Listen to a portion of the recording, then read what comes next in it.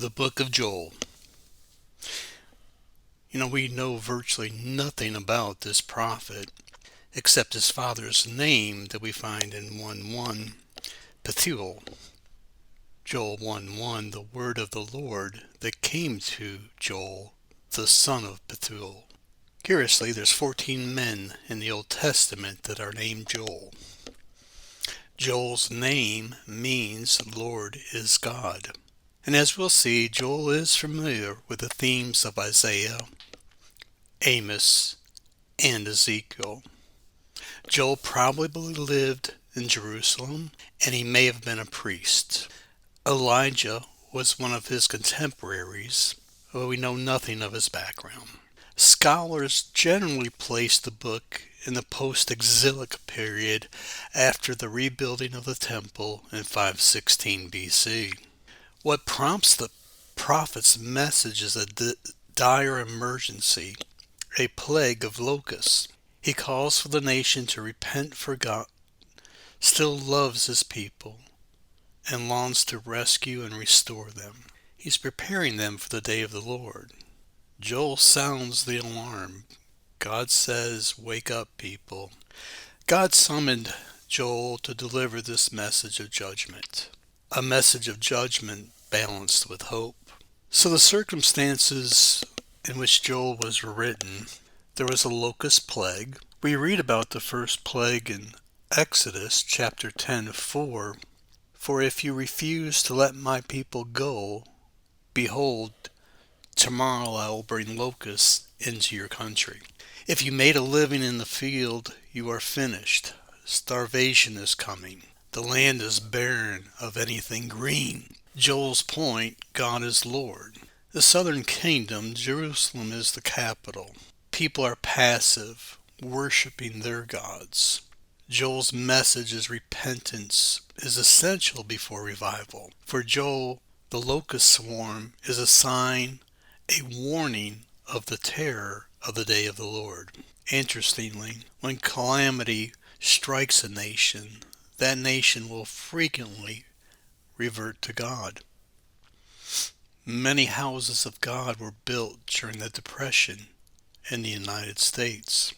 Joel has three parts, not according to the chapter breaks. We read about devastation and warning, what has happened and why, in Joel 1:4. What the cutting locust left, the swarming locust has eaten. What the swarming locust left, the hopping locust has eaten. And what the hopping locust left, the destroying locust has eaten. Locusts, grow rapidly from larva to winged adult. In Joel 1:10, the fields are destroyed, the ground mourns because the grain is destroyed, the wine dries up, the oil languishes. It is worse than an invading army. The field is ruined, harvests are destroyed, and morale was an all-time low. There was nothing green left. We continue to read in Joel 1:10, the fields are destroyed, the ground mourns, because the grain is destroyed. The wine dries up, the oil languishes. Joel calls for a national day of prayer. In 1:15 we read, "Alas for the day of the Lord is near, and his destruction from the Almighty it comes." God's judgment day is approaching. In Joel 1:18, "Oh, how the beasts groan, the herds of cattle are perplexed, because there is no pasture for them. Even the flocks of sheep suffer. Beasts roam, water brooks dried up." Droughts. It was a common horror in the ancient Near East. Palestine is struck once in a while, even today, and it seems African states below the Sahara are regularly devastated by locust hordes. These insects can move across the 1,000 miles of the Sudan and Ethiopia, denuding all vegetation of all of its leaves. We continue with Joel in chapter 2, verse 1. "Blow a trumpet in Zion, sound an alarm On my holy mount let all the inhabitants of the land tremble, for the day of the Lord is coming. It is near. Joel sounding the 11th hour alarm. The day of the Lord is coming is an illustration of a coming judgment.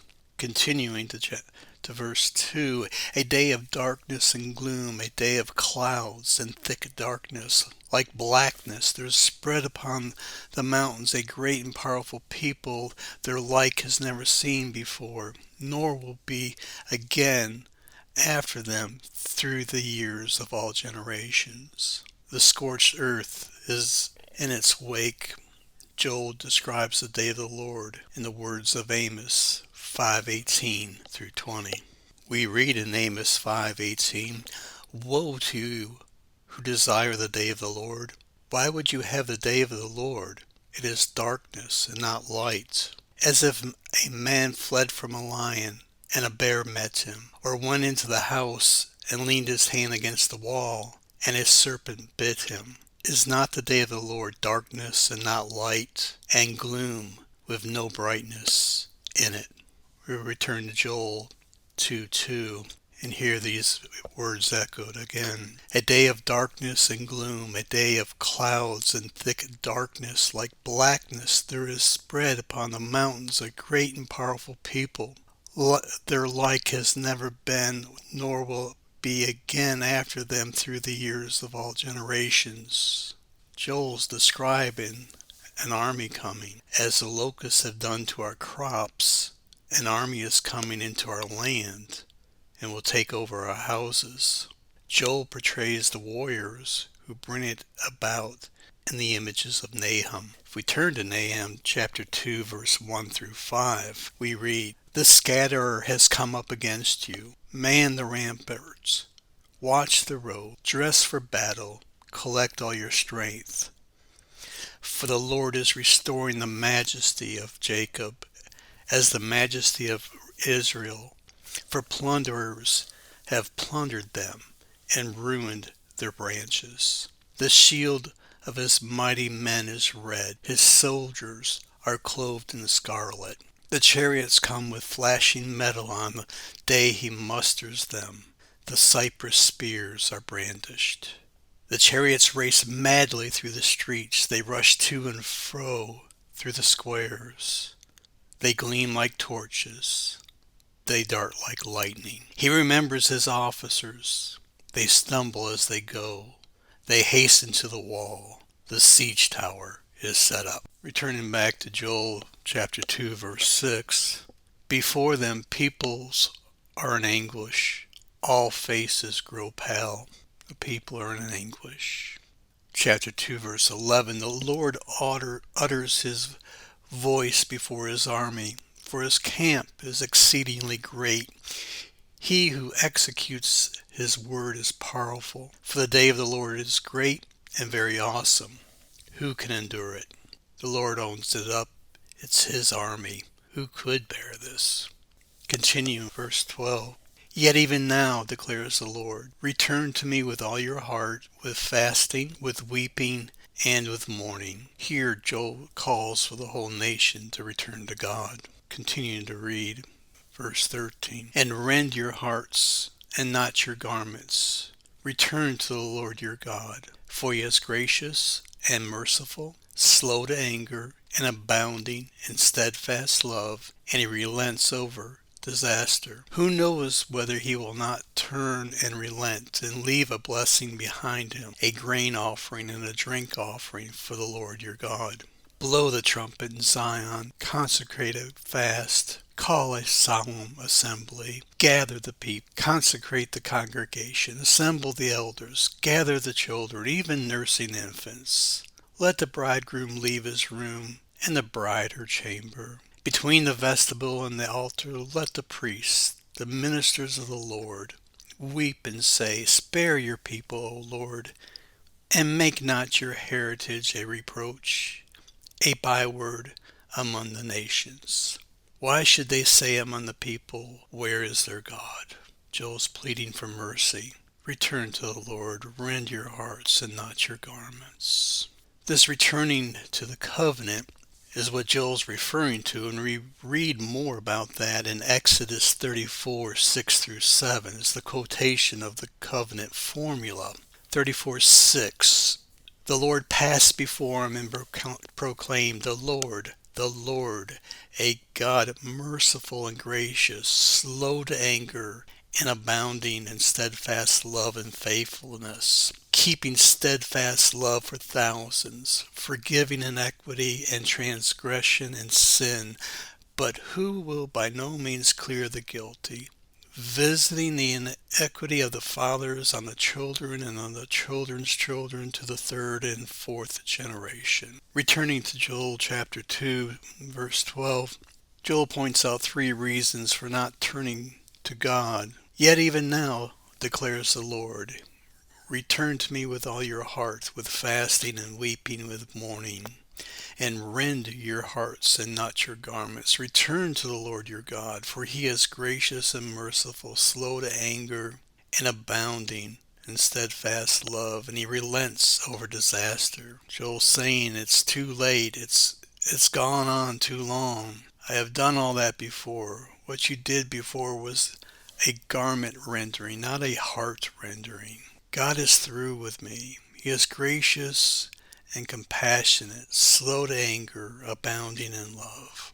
We find a parallel to these verses in chapter 2, 12, and 13 in the Exodus. Exodus 34, 6, God's revealed to Moses. The Lord passed before him and proclaimed, the Lord, a God merciful and gracious, slow to anger, and abounding in steadfast love and faithfulness. We find more parallel verses in Numbers 14:18, where Moses pleads forgiveness of the people. The Lord is slow to anger and abounding in steadfast love, forgiving iniquity and transgression, but he will by no means clear the guilty, visiting iniquity of the fathers on the children to the third and the fourth generation. And again, another parallel verse found in Nehemiah 9:17 is the basis of God's forgiveness. Nehemiah 9:17, they refused to obey and were not mindful of the wonders that you performed among them, but they stiffened their neck and appointed a leader to return to their slavery in Egypt. But you are a God ready to forgive, gracious and merciful, slow to anger, and abounding in steadfast love, and did not forsake them. We find in 2 Chronicles chapter 30, verse 9, that the king uses this to call people to repentance. For if you return to the Lord, your brothers and your children will find compassion with their captors, and return to this land. For the Lord your God is gracious and merciful, and will not turn away his face from you if you return to him. And finally in Jonah 4:2, the reason Jonah did not want to go to Nineveh, Jonah 4:2, and he prayed to the Lord and said, O Lord, is not what I said when I was yet in my country, that this is why I made haste to flee to Tarshish, for I knew that you are a gracious God and merciful, slow to anger, and abounding in steadfast love, and relenting from disaster. Returning to Joel chapter 2:18, to the end of the book, we read about restoration will be provided, the land will be restored, and God is compassionate for people. Joel 2:20, I will remove the northerner far from you, and drive him into a parched and desolate land, his vanguard into the eastern sea, and his rear guard into the western sea. The stench and the foul smell of him will rise, for he has done great things. Now the northerner, locust hordes generally invade Palestine from the south to the east. The military threat was from the north. So northerner here may indicate a hostile enemy rather than saying where the locusts came from. Joel describes an enemy army the foe from the north sweeping down across the land with the same clear eye as Jeremiah, who had predicted the Babylonian invasion earlier. Joel uses the imagery of the desert windstorm, the sirocco, that withers up all the plant life with its hot breath, as a symbol of God's anger against the land. Joel 23 through 26 in chapter 2 is probably the greatest hope given in the Old Testament, beginning with verse 23. Be glad, O children of Zion, and rejoice in the Lord your God, for he has given the early rain for your vindication. He has poured down for you abundant rain, the early and the latter rain as before. The threshing floors shall be full of grain. The vats shall overflow with wine and oil. I will restore to you the years that the swarming locust has eaten, the hopper, the destroyer, and the cutter, my great army which I sent among you. You shall eat in plenty and be satisfied, and praise the name of the Lord your God, who has dealt with you wondrously with you. And my people shall never again be put to shame. Again in verse 25, God will rid the land of the locust army when God restores the afflicted in abundance. Disaster and calamity often carry messages directly from God. He owned up the locusts belonged to him. They come from God to awaken us. Affliction brings us to our knees. We read more about affliction in Psalms 119. In verse 67, before I was afflicted, I went astray, but now I keep your word. In Psalms 119:71, it is good for me that I was afflicted, that I might learn your statutes. And in verse 75, I know, O Lord, that your rules are righteous, and that in faithfulness you have afflicted me. Tozar stated, God cannot help anyone until they've been hurt deeply. Locust, the hopper, the destroyer, the cutter, God comes at us from different disciplines to bring us into obedience. So Joel chapter 2:28 to the end of the book, the final great poem. It begins in 28, and it shall come to pass afterward that I will pour out my spirit on all flesh. Your sons and your daughters shall prophesy. Your old men shall dream dreams, and your young men shall see visions. This poem was used actually in Acts chapter 2, verses 16 and 21, beginning with verse 16. But this is what was uttered through the prophet Joel. And in the last days it shall be, God declares, that I will pour out my spirit on all flesh, and your sons and your daughters shall prophesy, and your young men shall see visions, and your old men shall dream dreams. Even on my male servants and female servants in those days I will pour out my spirit, and they will prophesy. And I will show wonders in the heavens above and signs on the earth below, blood and fire and vapor of smoke.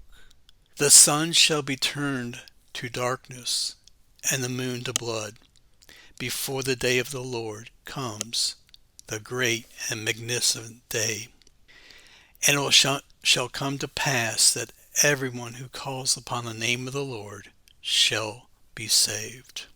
Peter, addressing a crowd of Jews gathered in Jerusalem from every nation under heaven, announces that this prophecy of Joel is fulfilled. Outpouring of the Spirit not just on priests and prophets, but on ordinary people, regardless of gender, age, or class. Pour Spirit into people, new visions, and dreams are coming. Returning to Joel chapter 3, verse 2, there's a promise of judgment, telling Israel there will be a day of reckoning. Joel 3:2.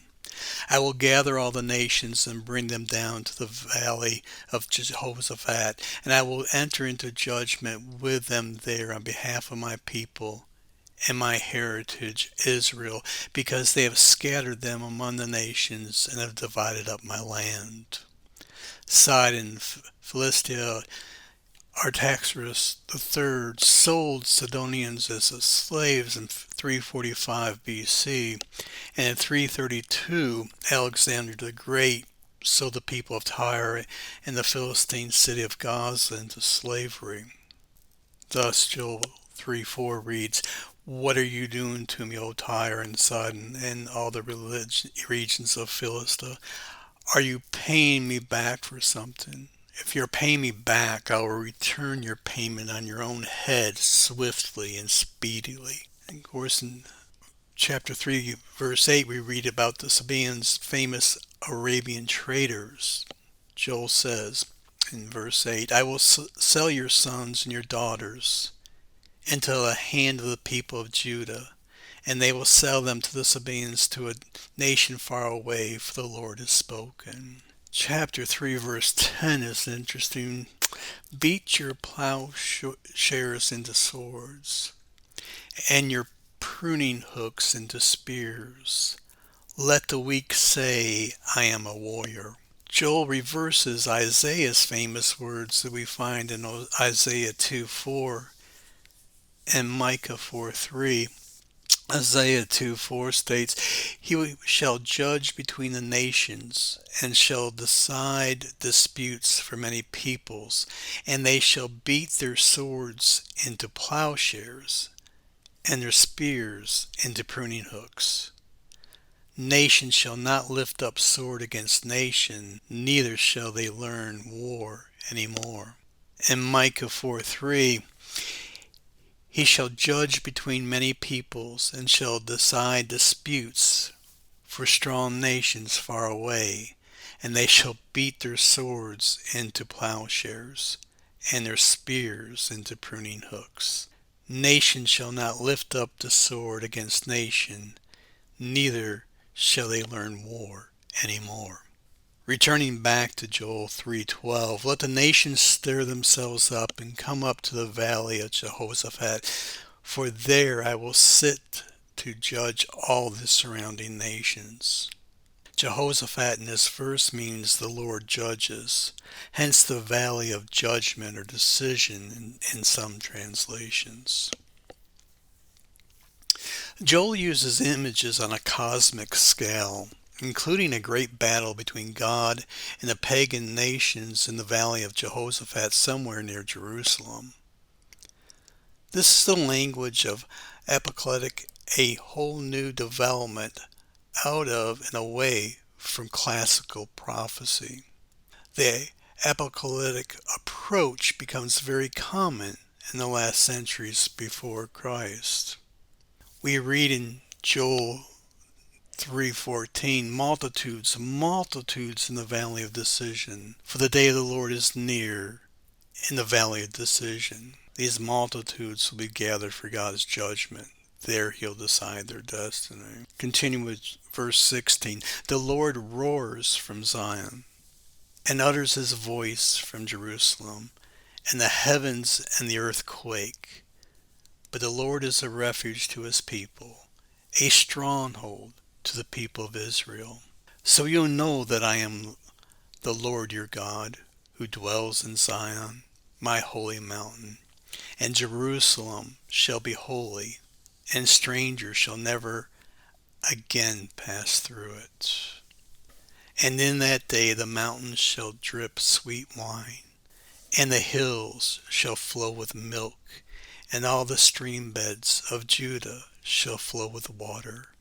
And a fountain shall come forth from the house of the Lord, and water the valley of Shittim." Joel saying here, I'll bring a kingdom, a picture of prosperity. God will make his home in a city and among a people at last made holy, and the whole land will share in this abundant blessing. Joel quotes the opening words of Amos 1:2, that God roars his judgment from Zion. Turn into Amos chapter 1 verse 2, and he said, "The Lord roars from Zion and utters his voice from Jerusalem. Pastures of the shepherds mourn, and the top of Carmel withers." Joel also refers to the great vision of the river flowing from the side of a temple we find in Ezekiel 47 verses 1 through 12. Ezekiel 47:1.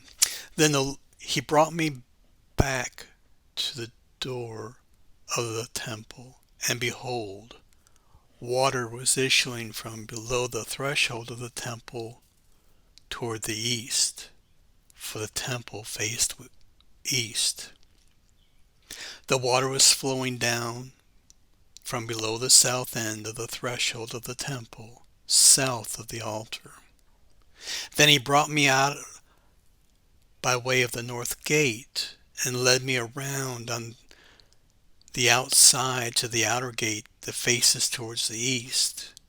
And behold, the water was trickling out on the south side.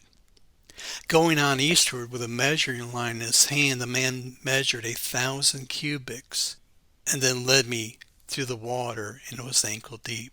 Again he measured 1,000, and led me through the water, and it was knee deep. Again he measured 1,000, and led me through the water, and it was waist deep.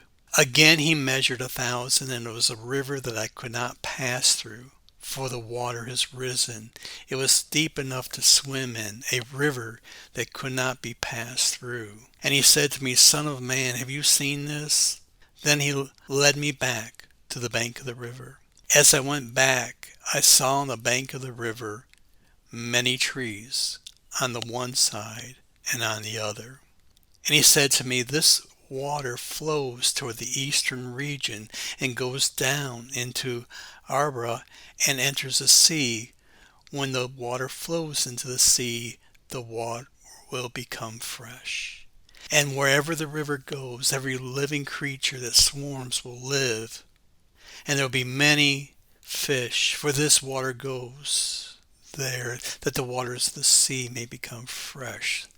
So everything will live where the waters go." Fishermen will stand beside the sea. From En-gedi to Eneglaim, it will be a place for the spreading of nets. Its fish will be of very many kinds, like the fish of the great sea. But its swamps and marshes will not become fresh. They are to be left for salt. And on the banks on both sides of the river, there will grow all kinds of trees for food. Their leaves will not wither, nor their fruit fail, but they will bear fresh fruit from every month, because the water for them flows from the sanctuary. Their fruit will be for food, and their leaves for healing. Returning to Joel chapter 3 verse 21, I will revenge their blood. And thus it reads, "I will avenge their blood, blood I have not avenged, for the Lord dwells in Zion."